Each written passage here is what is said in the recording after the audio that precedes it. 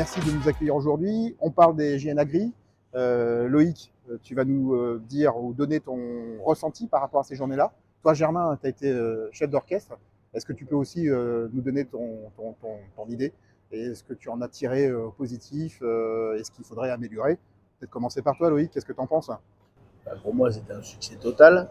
Le fait d'allier le collège, les enfants, avec la proximité et le partenariat qu'on a avec la principale du collège, plus le fait de pouvoir faire profiter et découvrir à l'ensemble des clients pendant 2 jours le produit, le matériel. Enfin, il y avait beaucoup d'activités. Pour moi, c'est une réussite totale. On a eu énormément de retours positifs de ces 2 jours. Ouais, c'est vrai, effectivement, on était assez complet. La logistique était peut-être assez lourde à porter. Toi, qu'est-ce que tu en penses, Germain, qui était vraiment dans le feu de l'action là? Ouais, alors c'était lourd, oui et non, mais surtout il y avait beaucoup de choses, beaucoup d'ateliers qu'on a mis en place. Ouais. Beaucoup d'agriculteurs qui sont venus aussi pour être découverts. Ouais, ouais. Et les clients étaient très contents de pouvoir connaître et mettre des noms sur les produits, quoi. Des têtes sur les produits. Ouais, c'est la partie la plus importante et peut-être l'aboutissement des JN Agri, comme on souhaiterait le faire un peu plus démocratisé au sein des gens qui viennent nous découvrir. Peut-être que on pourrait au fil du temps pouvoir avoir une innovation sur ce qui est les JN Agri. Est-ce que, tiens Loïc, qu'est-ce que tu penserais pour la prochaine campagne 2024? Est-ce que tu aurais une petite idée, un petit scoop comme ça à nous donner sur le renouveau d'une JN Agri?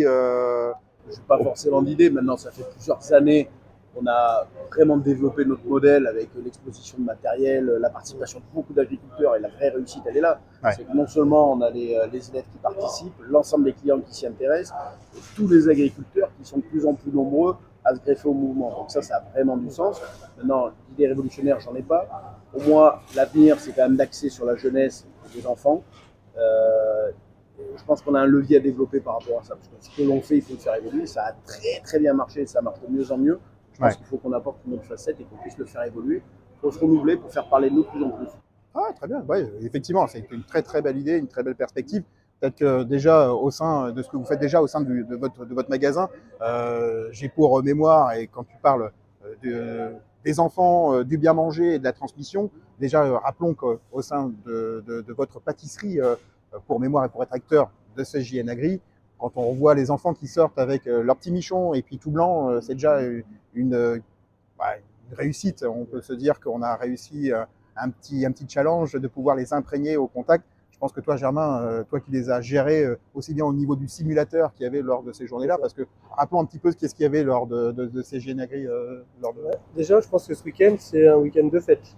C'est la première chose. Et aussi un week-end d'apprentissage. Donc les écoliers, effectivement, on a fait un atelier où on leur a proposé de fabriquer une miche de pain.